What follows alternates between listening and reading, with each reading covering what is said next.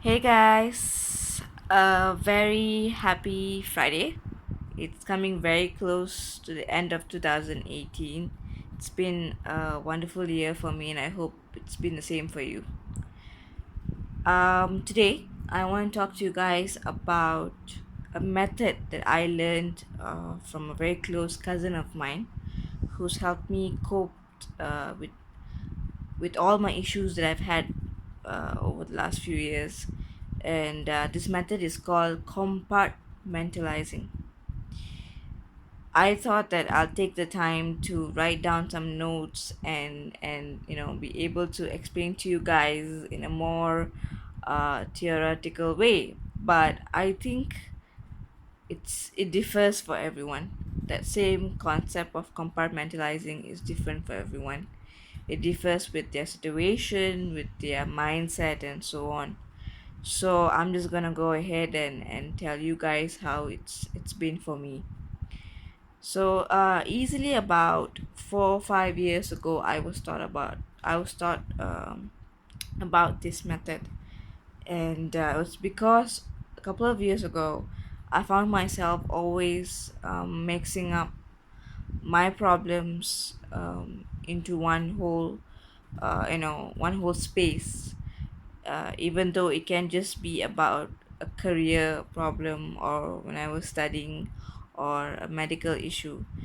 It's three different situations, but I would always end up mixing it up into one and being affected overall and spoiling my day and my mood. So when I told my cousin brother this, I wouldn't say he taught me, but he told me how he works it out for himself, and that's when he spoke to me about compartmentalizing. Compartmentalizing basically means what it actually sounds. It You compart each of your situations in different boxes in your mind, and when you have to deal with certain situations, only then you open that box. Otherwise, you do not mix it up. And the few examples I'm going to give you guys is that, let's say if I am not feeling well, all right, let's say I'm down with a flu or a body ache, but the next morning I gotta get up and go for work, or do an interview, or just get up and go on with my day. I tell myself that, okay, I know I'm sick, and I am already dealing with it, so I'm gonna go ahead and do what I gotta do. And it's definitely easier said than done. It's definitely very tough, especially if you're not that kind of person. But when what happens is when you tell yourself, okay, I'm gonna deal with it, but at the same time I'm gonna go ahead with my day, you're allowing yourself to come out of that situation and take a breather basically, and look at it as a third person's view. So sometimes when I'm having a bad day, I I have stopped showing it to the people around me, because I realize first of all um it's not necessary. People are not going to understand, whether it's my family or close friends. They're not going to understand what I'm going through, right? It's my own shoes. So when I compartmentalize, I tell myself, okay, let's say I'm going through a problem with that hasn't gotten an answer, that I can't seem to resolve at this moment. I put it aside. I put it aside into a box in my mind. I imagine that box in my mind, and I put it inside and I put it away. I don't hide it, but I just put it away. I know it's there and I know I need to deal with it.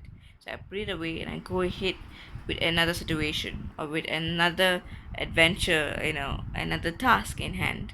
And eventually I tell myself, okay, I've given myself this much time.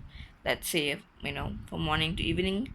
Now I'm going to sit and deal with the issue again, because as I truly believe, running away from your problems will just um, add more issues. So always learn how to deal with it. So what happens is when you compartmentalize your life, you know, you somehow be able to prioritize what actually affects you, what you can deal later, what needs to be dealt now. And you'd be able to look at it on a third person's view without actually having a third person in helping you. Because yes, we do have people who's around us, who loves us, who supports us, who wants to be there for us, but sometimes those people have their own problems as well, and they may not necessarily be able to help you. So it's always better to have your own set of coping mechanisms, your own set of tools to help out with your own issues. So try this. Try to, if you have a lot of things in your plate, a lot of things that's happening in your life with, if you're a married person, you have kids, and then you have a hectic career, and then you have to be there for your husband as well. And or let's say if you're a student, you're studying, and you have to earn for your further studies, and you're working, or even simple things like even boyfriend issues, and you still have to work. You don't want those things to all get jumbled up into one whole ball, a whole one, fur ball, I would say. Odd. I know it's an odd description, but imagine a fur ball all stuck into one. Because I realized that when I was like that a couple of years ago, nothing got solved. I just found my life being paused, my life not being clear, and always having to depend on people to help me solve my issues. So after I learned this concept of compartmentalizing, I com- immediately, I won't say immediately, but over time when I started applying it, I felt more empowered. I felt that I have more control over my life and the decisions I make for myself, because I now know how to um, pl- uh, I now know how to where to place my issues, how to analyze it, how to break it into pieces by just compartmentalizing it. And only if you try this you understand what I actually mean. But I wanted, after so many years, I wanted to share with you guys this concept, is because I realized that there are many people around me nowadays who are not able to work under pressure, who they turn to negative things, I would say, like substances and stuff like that. And I believe that our thoughts is the seed of everything. And only if you put the if you give power to those thoughts, that's how it's going to ruin your life. So compartmentalizing teaches you how um how to handle your problems, how to prioritize your issues, and how to be able to depend on yourself. Because I believe now, after so long, that whatever we need to know actually resides in us already. Sometimes it's good that we sit and talk to ourselves, you know and analyze it ourselves. Because when we analyze it, not dwelling, I'm not saying actually dwelling, but analyzing, understanding the situation, whether it's negative or positive, understanding the situation makes you it helps you find the answer already. So compartmentalizing just allows you to clear that space in your mind, so that okay, this box has this box has that, and this box has this.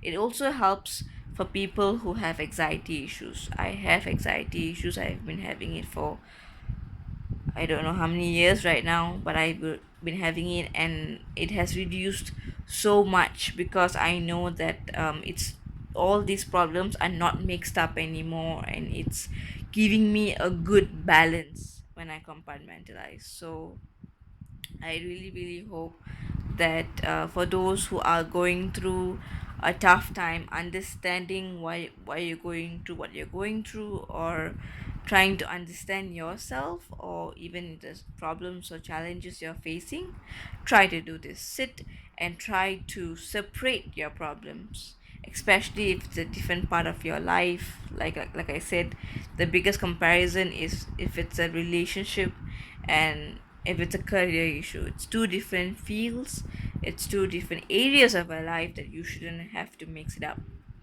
So if you learn how to apply this method of compartmentalizing, you'll be able to handle it either simultaneously or one by one. All right, guys, I wish you a very happy new year. And yeah, I just wish you guys get better every day, mentally and physically. I bless you guys, and hope to hear from you guys through the comments. And again, a very, very happy new year.